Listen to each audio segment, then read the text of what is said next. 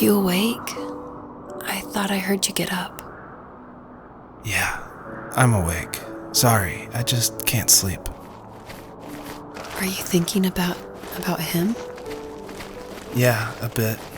You should get back to sleep, my love. I'm fine. No, it's okay. What else is on your mind? I don't know. It seems weird, but I had one of the most vivid dreams of my life.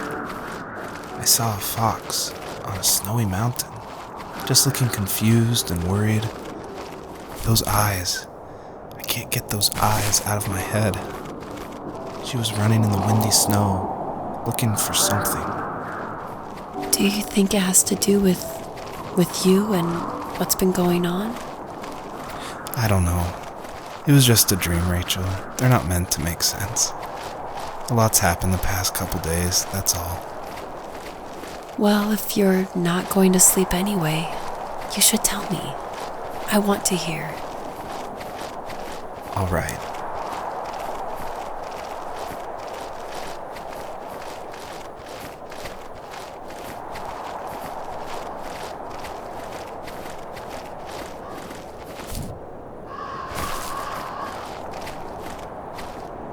So, not far from her home, she followed that path to something unexpected.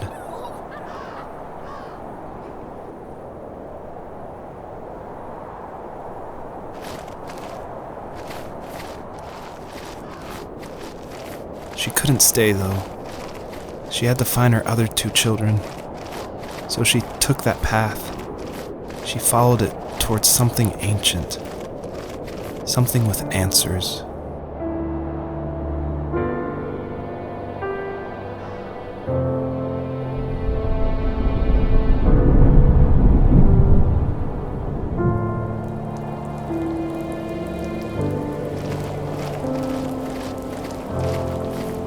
The fox looked high and low, searching for any sign of her cubs. Points of light showed the way to this ancient tree. It was as if each one had a story to tell, all their own. The land was trying to tell my story, too. I felt like I was right behind her the whole time.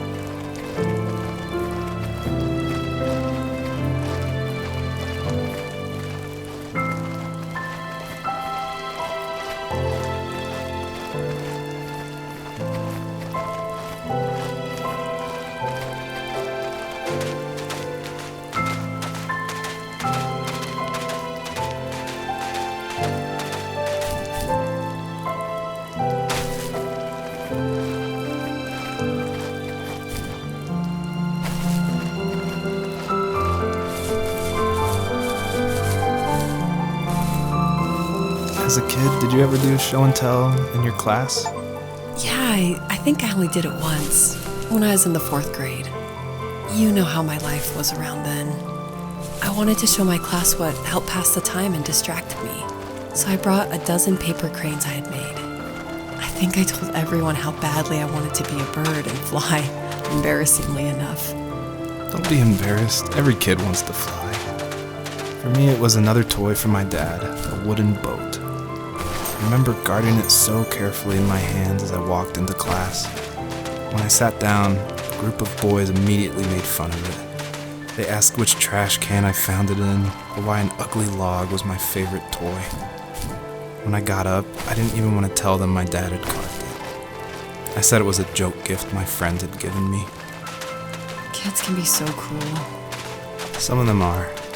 I shouldn't have let them get to me, but it did. It's amazing we bounced back at all.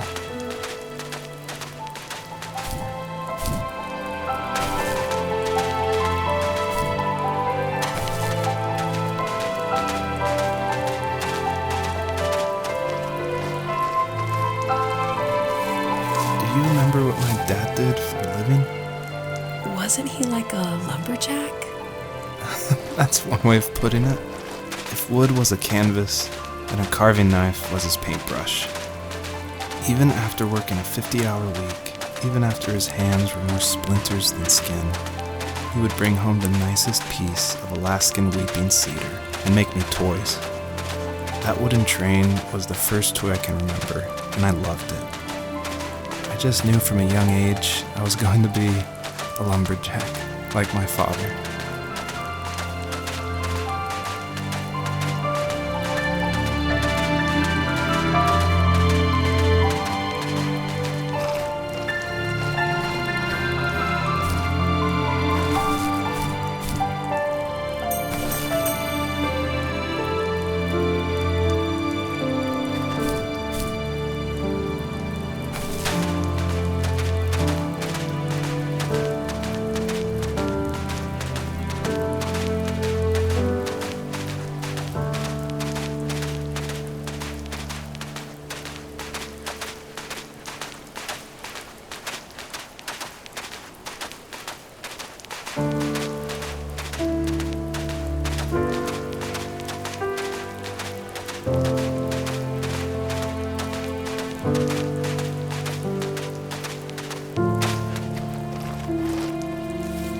Usually those kids would leave me alone, but somehow they could tell I was different.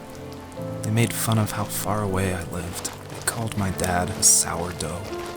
I was a blabbermouth as a kid, telling my dad stories I made up for hours. But after that show and tell, I didn't tell him much anymore.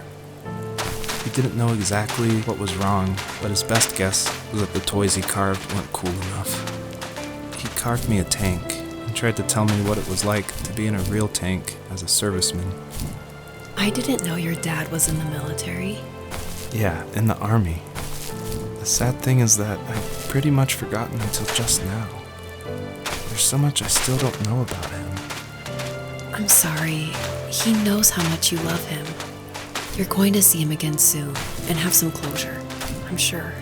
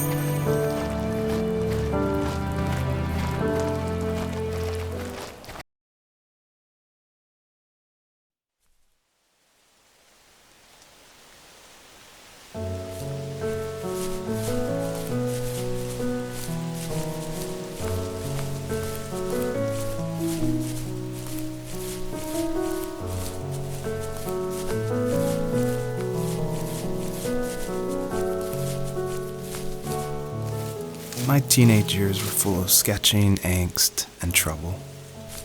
I wasn't popular or unpopular. Maybe just forgettable. I guess that gave me a sense of freedom, so I hung out with crazy kids, doing crazy things, even though I mostly just watched the chaos ensue. We did it all. Put fireworks in mailboxes, hide roadkill in people's garages, break windows of the barber shop in Anchorage. My dad was furious, but he was so busy working he couldn't do much to stop me from going out. I think being an adult means there's no one to stop you making hard decisions. He had to make a living, and he couldn't be in two places at once. Yeah, I realize that now. But at the time, I was sure he was more interested in growing his business than what was going on with me.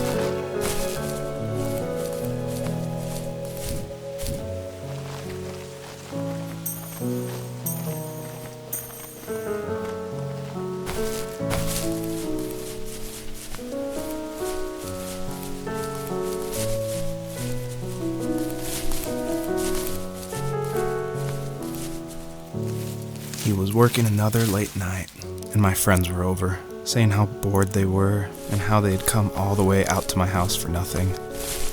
One of them mentioned how that old, ugly beyond belief truck was still in the garage, and how we should take it for a spin. I was only 15, so I kind of fought it for a while. The next thing I knew, we were careening around the mountain path, rocks spitting onto the sides of the cliff, while my dad's cringeworthy bluegrass blared out the speakers. I drove while my friends were in the back of that yellow and purple truck, throwing beer bottles and trash at anything remotely interesting. Felt like I was soaring in the air with borrowed wings. But all good things have endings. A cop outside of Eagle River pulled us over after he saw us send a bottle rocket into someone's yard. What followed was a long night of talking to disappointed adults and feeling smaller than ever.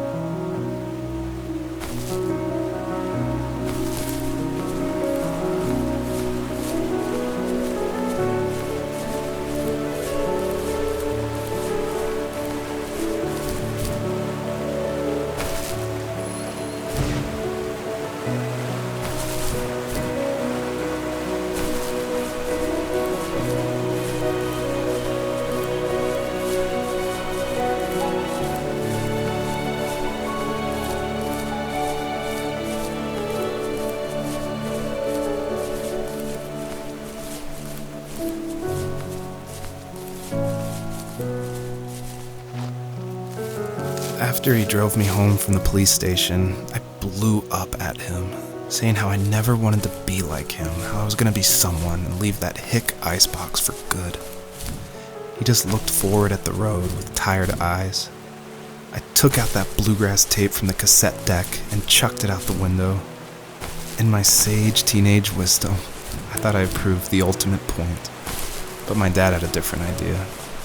He slammed the brakes, slowly bowed his head while gripping the steering wheel, and finally looked at me. All he said, like it was a polite request, was, "Make this right." I sat there in silence, fuming, but I eventually got out and combed every square inch of the woods, muttering profanity after profanity. I found it 30 minutes later, near a small waterfall off the road. I went back to the truck, put the wet tape back in, and sure enough it worked. We didn't speak another word to each other the rest of the night.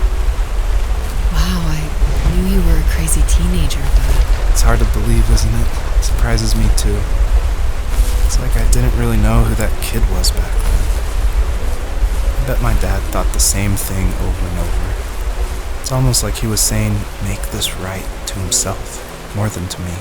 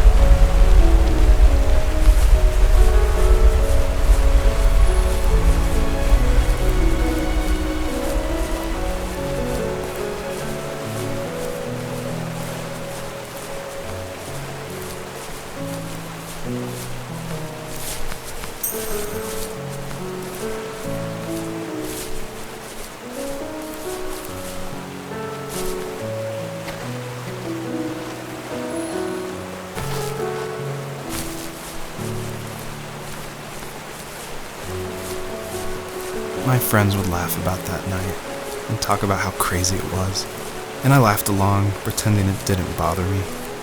But it did. I imagined my friends growing old in the bush, unable to find that thrill in those godforsaken ice fields. It's like those mountains were a literal wall, keeping me from leaving, where all I would have to look forward to are lumber yards and evening beers. I had to climb over. That was my only goal for a long time.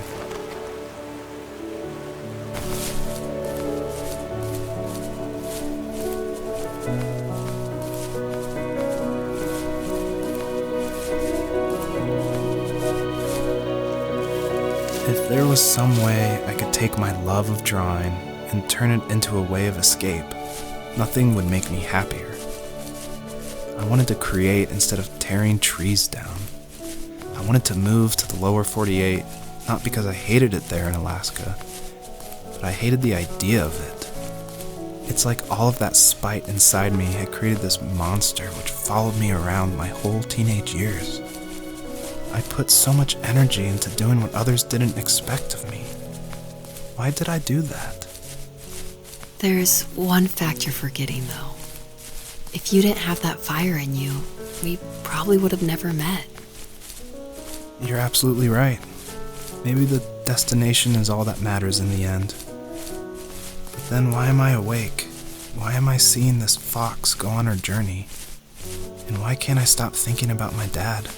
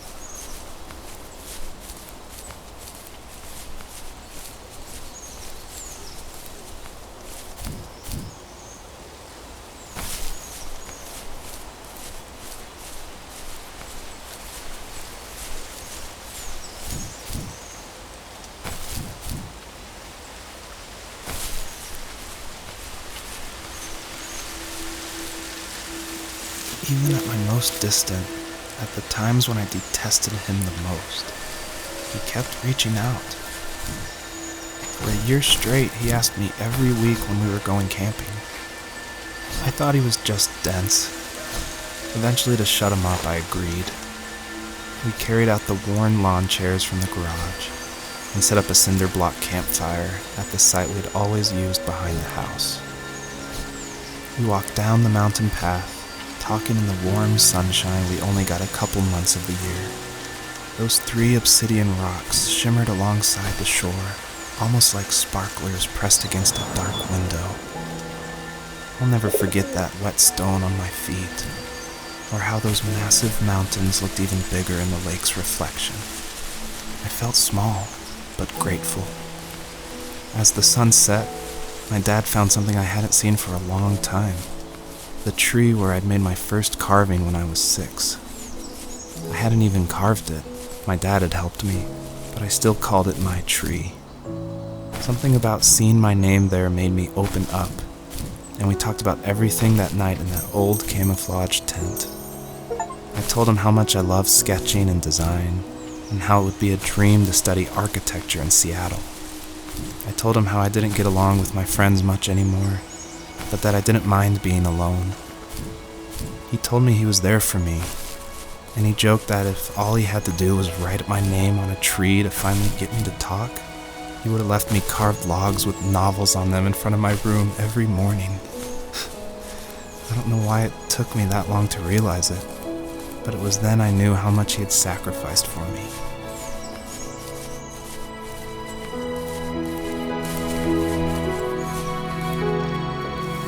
On our property, there were old abandoned pieces of a shed and car long left unused. I used to ask him all the time who those people were that left all this junk, and I'm sure he got so tired of hearing it that he made up some elaborate stories how a brown bear ate them and haunted the woods afterwards. What's funny is I think it made those people seem more real. Growing up thinking they were still hanging out like they couldn't say goodbye. I used to tell my friends how I could swear I saw spirits move near the water, and that always freaked them out. I guess it didn't bother me, because the way I saw it, they were normal people with old cars and sheds, just trying to figure out how to survive and be happy in the middle of nowhere. It was a cool thought that they didn't want to leave, but you know, I was a weird kid. Well, you had good company since those ghosts like living in a place where they were brutally devoured.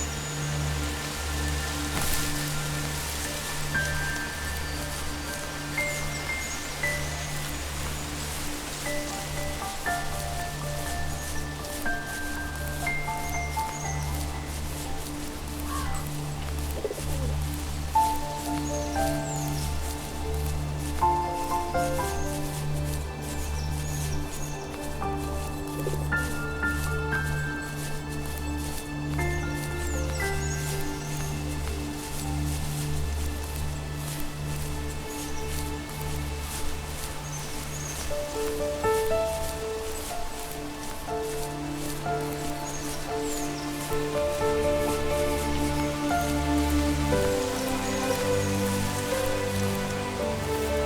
dad built a lot of stuff in his free time. If he wasn't watching fly fishing or reading Tom Clancy novels, he was carving something. He made tons of birdhouses. Not that he was into bird watching, but I think he really missed working and adding on to the home. If he couldn't afford the time to build onto our own house, he would have to settle with watching birds move into their little homes.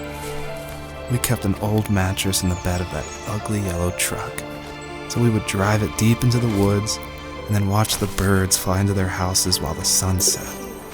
Usually it was accompanied by venison jerky or a cold Coke, but not a lot of talking, which is how we both liked it.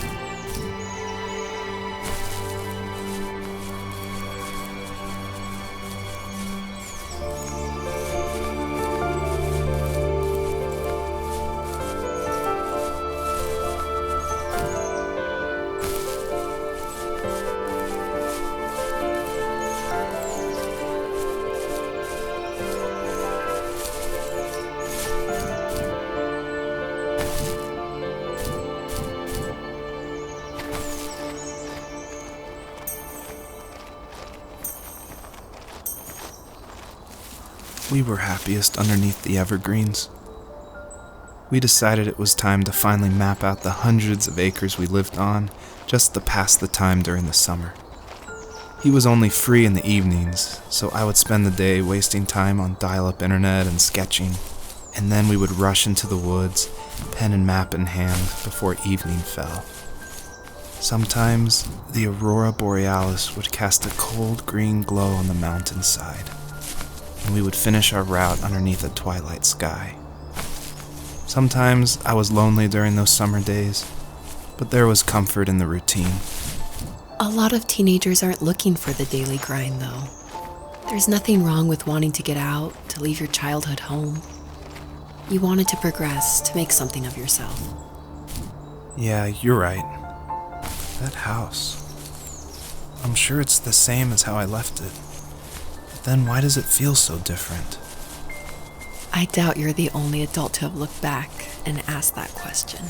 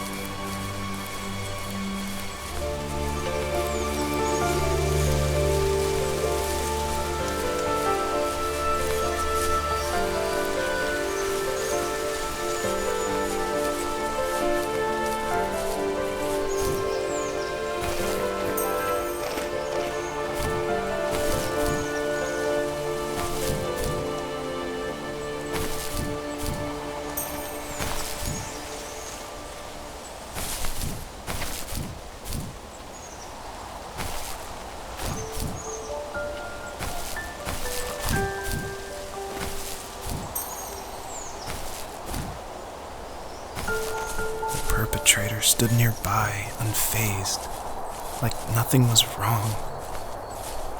My dad is dead, and he's never coming back, Rachel. I can tell you these stories, but I can never reminisce with him again. He can never hold a grandchild that we'll probably never be able to have. I can never talk to him again, and I'll never be able to say I'm sorry for everything.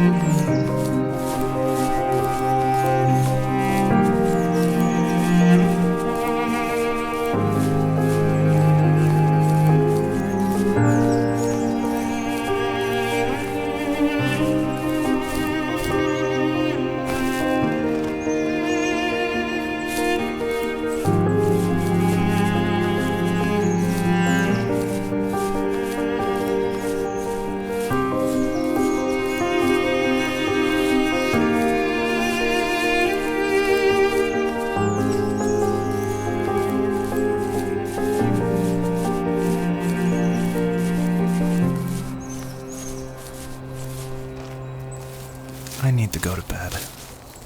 I just can't talk about this anymore. Good night.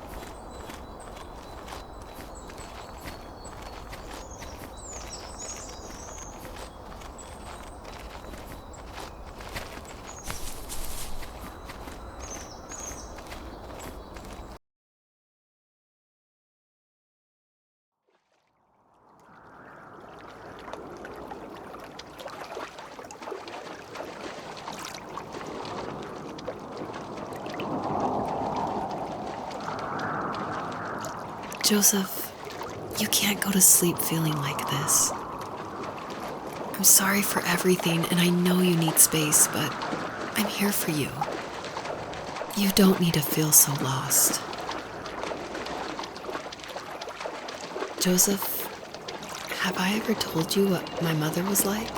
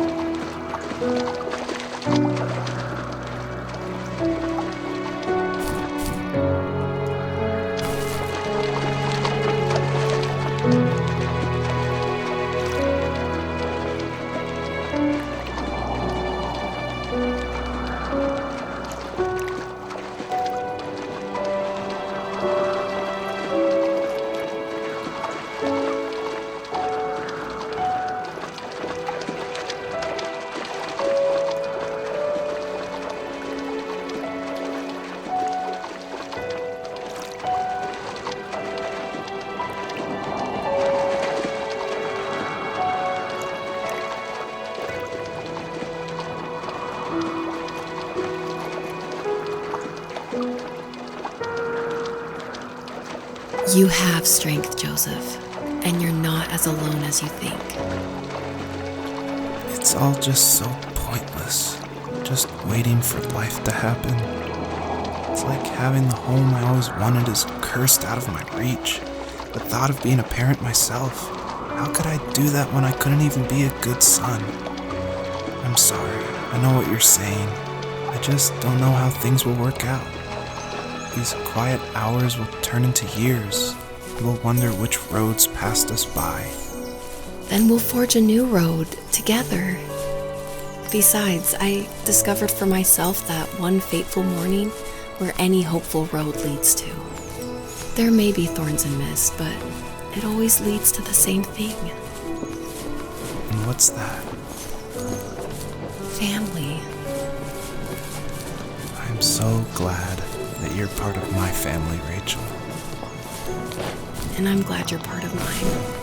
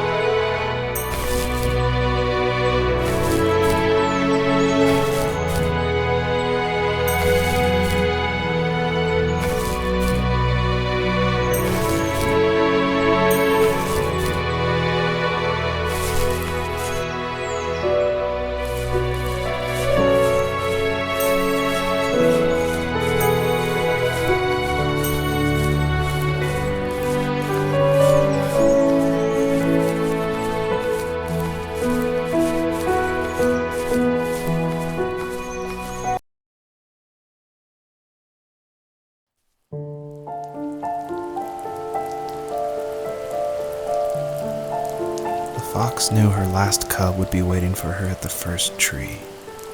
She was almost there. The rain cascaded onto the jade valley where the entrance to the tree was. Life was protected there, because that's where life began. It was now only a mother and a daughter left. Items from my life still dotted the ground as she moved closer to her destination and destiny.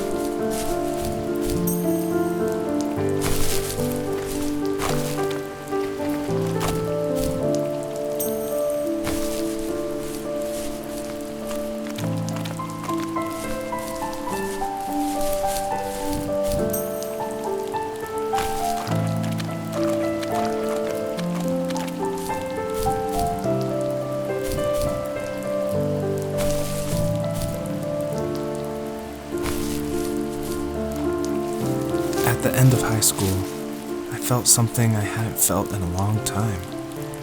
Drive. I looked into the best architecture schools on the West Coast, then got a dose of reality when looking at other students' portfolios and the high cost of tuition. I still wanted to be something, to be the next Alvaro Siza, and to make those thousands of sketches worth something in my grand history. But now even an internship sounds impossible. Siza helped me understand how essential emotion is in architecture, and he also said light is the real composer of space. I like to think these glints of light, like not finding a job or even a strange dream about a fox, are something I should be thankful for, even if the illuminated space is something I'm less than comfortable with.